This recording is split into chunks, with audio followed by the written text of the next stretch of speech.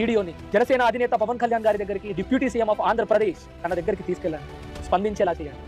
ఈ రోజు ఈ వీడియో ఎజెండా ఒకటే, బ్రతికిద్దాం, తన సిస్టర్ ని బ్రతికిద్దాం. వెంకట్, నీలో నాకు నమ్మకం పవన్ కళ్యాణ్ సార్ ఖచ్చితంగా రియాక్ట్ అవుతారు.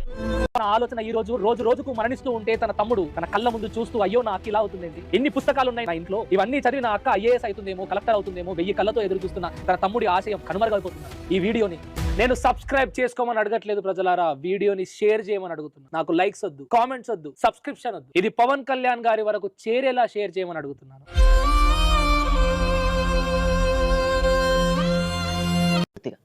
ఆ డిసీజ్ పేరు ఎస్ఎల్ఈ అన్న. ఎస్ఎల్ఈ. ఓకే.